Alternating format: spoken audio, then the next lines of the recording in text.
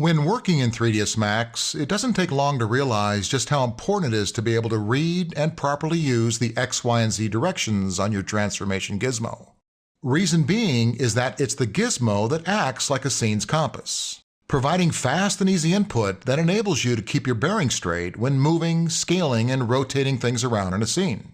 You simply grab the appropriate red, green, or blue stick on the gizmo, and away you go. Now, I haven't used this term before, but Max actually refers to the directions that the X, Y, and Z sticks point as something called a coordinate system. And it's working in that coordinate system that allows you to keep track of both what you're doing and the direction that you're doing it in. Max's coordinate system works pretty much the same way as someone who would be driving from one city to another would use a road map in order to most easily find their way.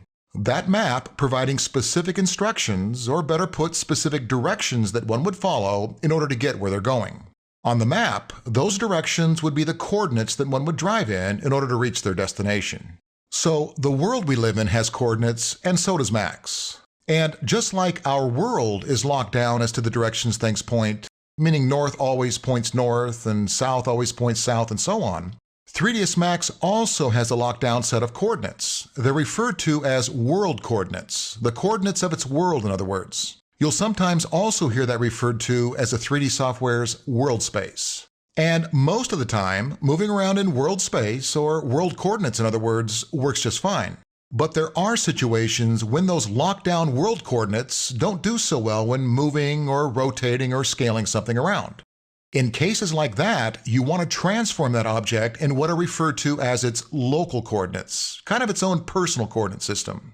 Now, this is very important stuff. Let's take a look at how it works. This is a file named Coordinate Systems, which you can find in the Working Files folder. Let's go ahead and select the object, then activate the Move command. If you want to resize your gizmo, you can do that by using either the plus or minus keys on your keyboard. Notice how the sticks in the gizmo line up to the lines on the grid. Those lines represent the glued down world coordinate directions in our scene, and they don't change even if we orbit our view. As we orbit our scene, you'll notice that the gizmo sticks stay locked down to the lines in the grid. So as long as our object stays in the orientation that it's in, we can continue to use the world coordinates to accurately move, scale, and rotate it in our scene.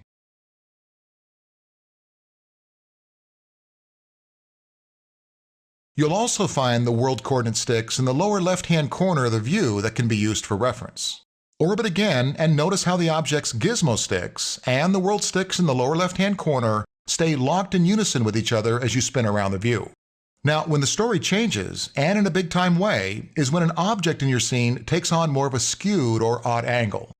This effectively knocks the object out of being able to use world coordinates and into a situation where it needs to instead rely on its own coordinates, what we were earlier referring to as local coordinates. Let's rotate our object in two different directions, forcing it into an odd angle. Once we've done that, let's go ahead and reactivate the Move command. Notice how the gizmo sticks no longer point in relation to the orientation of the object. They instead, as usual, point in the direction of the grid, the world coordinates in other words. And that now creates a problem if we want to move the object in its own direction. Let's try each, red, green, and blue, and you'll see what I mean. In order to have the ability to move in relation to the object and not in relation to the grid or the world in other words, we need to switch to using the object's local coordinates. Here's how you do that. Up on the toolbar, you'll see a button that says View. Go ahead and click and hold down. These are Max's coordinate systems. From this list, we'll want to choose Local. Now before we do that, let's take one last look at the orientation of our sticks, then we can make the change. Switching over to local coordinates, look how the sticks now line up not with the grid, but to the object itself. And using this new orientation, we can now transform the object in relation to itself. Watch what happens if you grab the red stick and move it in that direction. Try the blue. And if we go in green, it'll shift it in the object's orientation in that direction also. The same situation would hold true if we tried to rotate the object. Notice again how the gizmo rings are aligning to the grid and not to the object itself. So what you're probably noticing is rotate, just like move, has its own coordinate system that's usually locked down to world space. And with our object at an odd angle, it's very difficult, if not impossible, to rotate it correctly. So we instead need to change over to rotating our object using local coordinates. Back to the toolbar, under View, we'll again choose Local. Now watch the rings change their orientation as we make that adjustment. Now we can rotate the object very easily upon itself. Here's red, green, and blue. Same thing happens when trying to scale. Let's activate that using the R shortcut. There again, our gizmo sticks are lining up to the grid, making scaling almost impossible. Try all three directions and you'll see what I mean.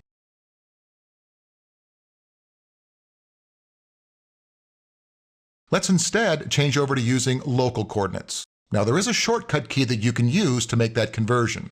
This time, instead of going up to the toolbar, I'll simply hold down the Alt key and right-click. In the menu selections on the upper right-hand square, I'll choose Local. Now as I do, watch the sticks reorient themselves. There we go. With local coordinates, I can now very easily, for an example, make my object shorter or longer. Grabbing the green stick, I can make it wider or thinner. And utilizing the blue or Z direction, I can make it thicker or thinner. So hopefully, those examples drive home how important it is to sometimes need to work with an object's local coordinate system instead of the standard world coordinates. Now, there's one more thing I want to show you, and that's when you find yourself in a situation when you want to actually use another object's coordinate directions. Max has a special option for that. This is a file named Down the Ramp. You can find it in the Working Files folder. With the way things are lined up, I think it's pretty obvious what we're intending to do here. We're going to get the ball to roll down the channel of the ramp. Now before we do that, let's first select the ramp. And once we've done that, we'll activate the Scale command using the R shortcut key. Okay, let's say before rolling the ball down the ramp, we wanted to resize the ramp in a couple of different ways. You'll notice the transformation gizmo doesn't appear to be lined up with the ramp, but to the world coordinate system that you can see in the lower left-hand corner. If we wanted to make a few adjustments to the ramp's shape, we couldn't use world coordinates. We'd instead need to change over to local. Let's go ahead and do that. Back up to the toolbar, changing View to Local. With the gizmo sticks now realigned to the ramp, we could now very easily, for an example, widen the ramp's channel. We'll do that by grabbing the red stick. We could lengthen or shorten the ramp by grabbing the Z direction, that being blue. Or we could make the walls of the ramp taller or shorter by manipulating the Y or green direction. Okay, let's go ahead and select the ball and see how it moves.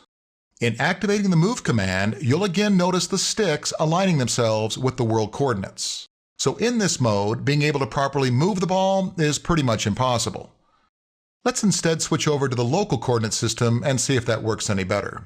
This time I'll use the Alt right mouse click shortcut. Now the sticks appear to be going in the direction of the ball, which from this angle almost looks like the direction of the ramp. Let's try red and see what happens.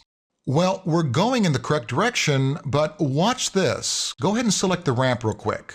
Now once you do that, watch the way the sticks align themselves with the ramp. The blue or Z direction is actually the direction that we want our ball to move in.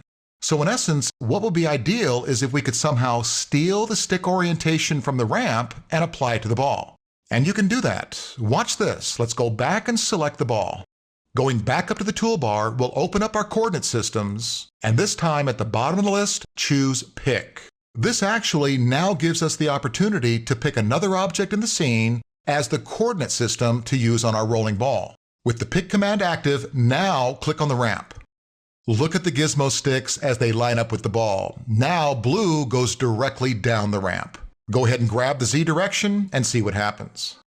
Boy, isn't that nice and extremely accurate. Why don't we see if we can't animate this? Down below the timeline, we'll activate Auto Key. You can either click the button or simply use the N shortcut command.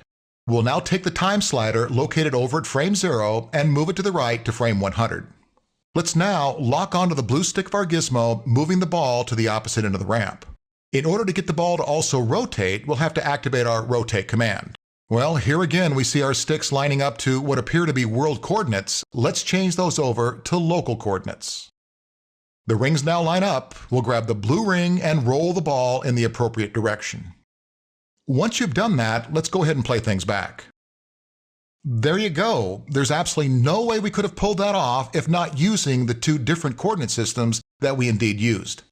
Utilizing the ramp's coordinate system to move the ball, and the ball's local coordinate system in order to rotate.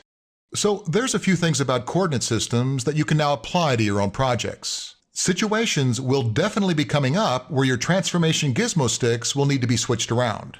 So be sure to remember your options and use the coordinate system that works best for the job at hand. I'm going to go ahead and save this out as down the ramp completed if you'd like to go in for a look.